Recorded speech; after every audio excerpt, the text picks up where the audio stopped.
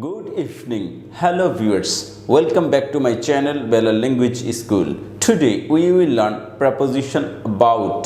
আজকে আমরা preposition about বা সম্বন্ধে সম্পর্কে বিভিন্ন ইংরেজি সেন্টেন্সে বাংলা অর্থ সহ জানব। তাহলে চলুন জেনে নিই।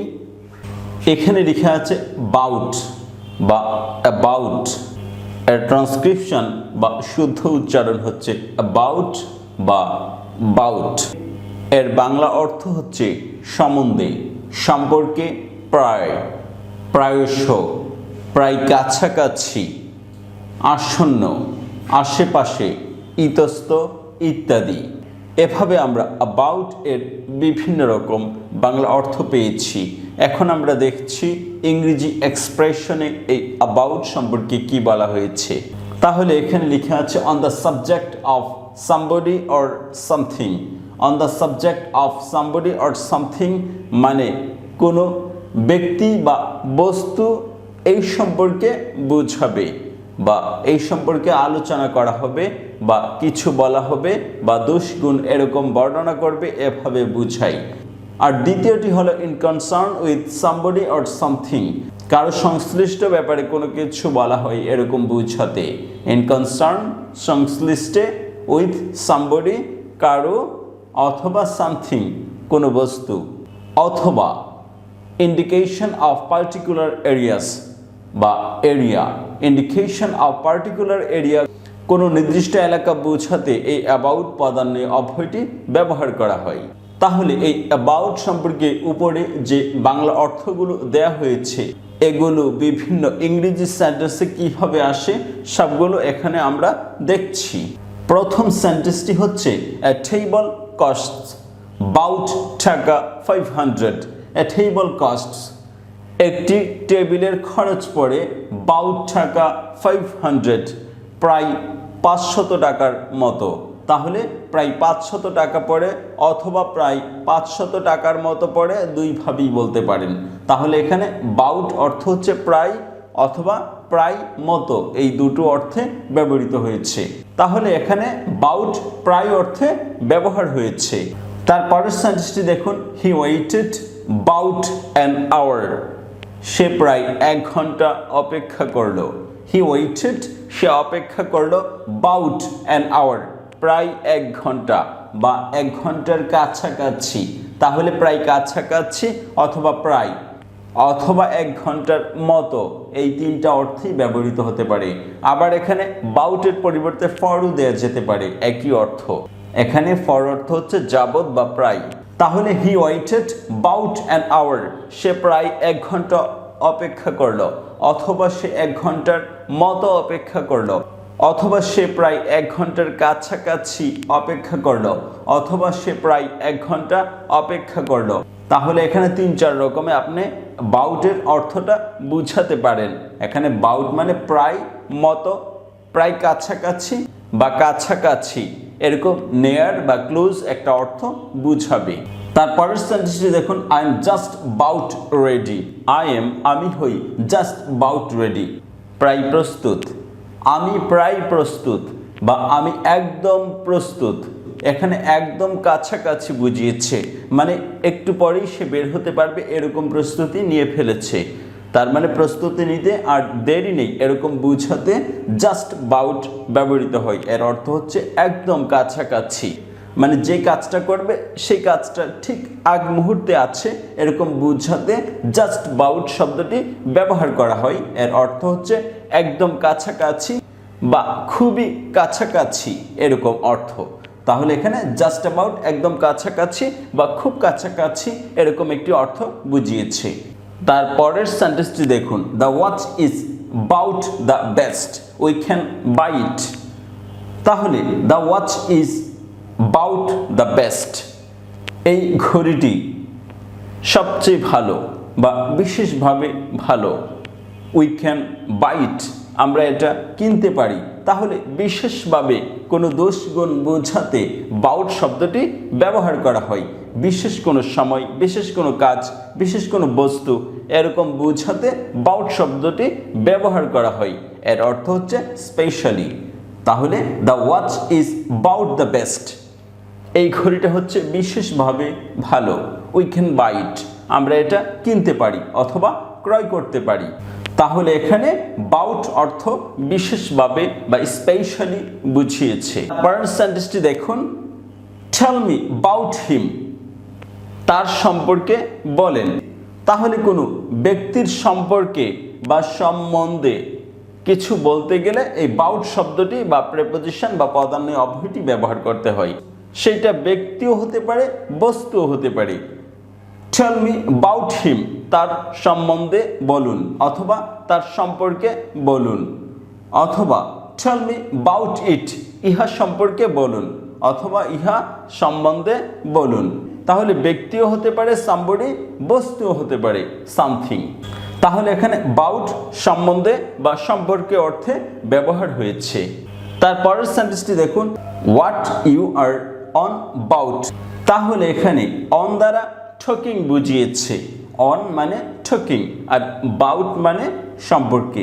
তাহলে what you are on about, আপনি কি সম্পর্কে বলছেন, অথবা আপনি কি সম্পর্কে আলোচনা করছেন, অথবা আপনি কি বিষয়ে কথা বলছেন, অথবা আপনি কি সম্বন্ধে কথা বলছেন।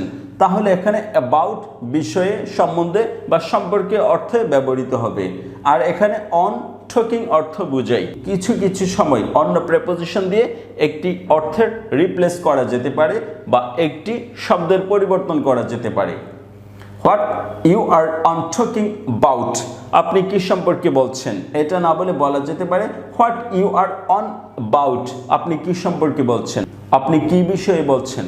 তাহলে এখানে অন টকিং অর্থে ব্যবহার হয়েছে, আর অ্যাবাউট বিষয়, সম্বন্ধে বা সম্পর্কে অর্থে ব্যবহার হয়েছে।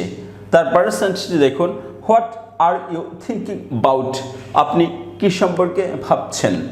আর উপরের সেন্টেন্সটি কিন্তু প্রশ্ন করা হয়নি, কারণ what you are on talking, আপনি যার সম্পর্কে বলছেন, যেহেতু আরটা পরে আছে সাবজেক্টের, সেহেতু এটা প্রশ্ন হবে না। আর নিচেরটা প্রশ্ন হবে, কারণ অক্সিলারি ভার্ব বা হেল্পিং ভার্বটা সাবজেক্টের সামনে চলে এসছে, এজন্য এটা প্রশ্ন। What are you thinking about, আপনি কি সম্পর্কে ভাবছেন, অথবা আপনি কি বিষয়ে ভাবছেন, অথবা আপনি কি সম্বন্ধে ভাবছেন বা চিন্তা করছেন। তাহলে এখানে বাউট মানে বিষয়ে, সম্বন্ধে বা সম্পর্কে অর্থে ব্যবহার হয়েছে। What are you thinking about, আপনি কি বিষয়ে চিন্তা করছেন, অথবা আপনি কি চিন্তা করছেন। আবার এই তিনটার কোনো একটা না বললেও হবে। এই তিনটি বাংলা অর্থ সাইলেন্টও থাকতে পারে। তারপরের সেন্টেন্সটি দেখুন, he looked about the room. He looked, সে তাকালো, অ্যাবাউট দ্য রুম, রুমের সব জায়গায় অথবা কক্ষের সব জায়গায় সে তাকালো বা তন্ন তন্ন করে দেখলো। এরকম জায়গা নির্দেশ করতে বা জায়গার উপর ওভারভিউ দিতে বা পুরো জায়গাটা তন্ন তন্ন করে দেখতে বাউট প্রেপোজিশনটি বা পদান্বয় অব্যয়টি ব্যবহার করা হয়। He looked about the room, সে কক্ষের প্রতিটা জায়গা দেখলো। তাহলে এখানে বাউট কোনো জায়গা দেখা সম্পর্কে বলা হয়েছে। তারপরের নিয়মটি দেখুন, আস্কিং ইনফরমেশন। কাউকে কোনো কিছু জিজ্ঞাসা করলে অথবা কারো কাছ থেকে কোনো তথ্য জানতে চাইলে তাহলে এই বাউট প্রেপোজিশন বা পদান্বয় অব্যয়টি ব্যবহার করা যেতে পারে। যেমন ইউ হ্যাভ ডান ওয়েল, আপনি ভালো করেছেন। হাউ অ্যাবাউট আব্রাহাম, আব্রাহামের খবর কি, মানে আব্রাহাম কি রকম করেছে, অথবা আব্রাহাম কি ভালো করেছে, এরকম সম্পর্কে জানতে বাউট প্রেপোজিশনটি ব্যবহার করা হয়। ইউ হ্যাভ ডান ওয়েল, আপনি ভালো করেছেন, আপনার মতো আব্রাহামও কি ভালো করেছে এটা জানতে এভাবে বলতে হয় হাউ বাউট আব্রাহাম, আব্রাহাম সম্পর্কে বলুন, অথবা আব্রাহামের খবর কি। তাহলে এর খবর বা সম্পর্কে বা সম্বন্ধে এই অর্থে বাউট ব্যবহৃত হয়, কিন্তু এখানে তথ্য বা ইনফরমেশন জানতে চাওয়া হবে। তারপরের সেন্টেন্সটি দেখুন, আই এম হ্যাভিং ফুড, আমি খাবার খেয়েছি। হোয়াট অ্যাবাউট ইউ, আপনার খবর কি, আপনি কি খেয়েছেন। এটা আগেরটার মতো অর্থ দিতে পারে, আবার ভিন্ন অর্থ দিতে পারে, কিন্তু ইনফরমেশন একই জানতে চাবে। আই এম হ্যাভিং ফুড, আমি খাবার খেয়েছি। হোয়াট অ্যাবাউট ইউ, আপনি কি খেয়েছেন, অথবা আপনার খবর কি, মানে এই খাওয়া সম্পর্কে আপনার খবর কি। আগে যেই কাজটা থাকবে সেই কাজটা পরবর্তী সেন্টেন্সের উপর একইভাবে অর্পিত হবে এবং সেই অর্থই প্রদান করবে। তাহলে হোয়াট বাউট ইউ, আপনার খবর কি, এর মানে আপনি কি খেয়েছেন, আমি খেয়েছি। তাহলে এখানে বাউট খবর কি বা এর সম্পর্কে বলুন বা এর সম্বন্ধে বলুন বা এর বিষয়ে বলুন, অথবা আগের সেন্টেন্সে যা বোঝাতে চেয়েছে ঠিক একই ইনফরমেশন পরবর্তী সেন্টেন্সে জানতে চাওয়া হতে এই বাউট প্রেপোজিশনটি ব্যবহার করা হয়। তারপরের সেন্টেন্সটি দেখুন, we can earn round bout টাকা 20,000 a year। We can earn আমরা উপার্জন করতে পারি, রাউন্ড বাউট প্রায় কাছাকাছি, টাকা 20,000 20,000 a year এক বছরে আমরা প্রায় 20,000 টাকার মতো উপার্জন করতে পারি। তাহলে প্রায় কাছাকাছি বা এই 20,000 টাকাকে ঘিরে যে কাজ হবে এরকম বোঝাতে এই সেন্টেন্সে বাউট প্রেপোজিশনটি ব্যবহার হয়। অর্থাৎ আমরা 20,000 টাকার মতো যে কোনো উপায় অর্জন করব বা উপার্জন করব, এরকম প্রায় কাছাকাছি বা একটা ফিগারকে ঘিরে কোনো কাজ করা বোঝাতে এই বাউট প্রায় কাছাকাছি অর্থে ব্যবহার করা হয়। তারপরের সেন্টেন্সটি দেখুন, I am bout to die আমি প্রায় মরতে চলেছি। তাহলে এখানে প্রায় কাছাকাছি, ইতস্ত মানে এখানে এখনই মরতে পারে আবার নাও মরতে পারে, এরকম একটি অবস্থা বোঝাতে বাউট প্রেপোজিশনটি ব্যবহার করা হয়। I am bout to die আমি প্রায় মরতে চলেছি। তাহলে এখানে মৃত্যুর কাছাকাছি আছে এরকম একটি বোঝাতে এই বাউট প্রায় অর্থে ব্যবহার করা হয়। অথবা I am bout to taking class আমি প্রায় ক্লাস নিতে শুরু করেছি, এরকম ইতস্ত একটি অবস্থা মানে শুরু করবে না, এই অবস্থা বোঝাতে বাউট প্রেপোজিশনটি ব্যবহার করা হয় প্রায় কাছাকাছি বা ইতস্ত অর্থে বা আসন্ন অর্থে। এভাবে আমরা বাউট প্রেপোজিশন বা পদান্বয়ী অভয় যার বাংলা অর্থ প্রায় এ সম্পর্কে বিভিন্ন ইংরেজি সেন্টেন্সে বাংলা অর্থ সহ জেনে গিয়েছি। ভিডিওটি সম্পূর্ণ দেখার জন্য ধন্যবাদ। যদি আমার এই ভিডিওটি ভালো লাগে তাহলে আমার এই চ্যানেলটি সাবস্ক্রাইব করে এই চ্যানেলের সঙ্গেই থাকবেন। ভালো থাকবেন, বাই বাই।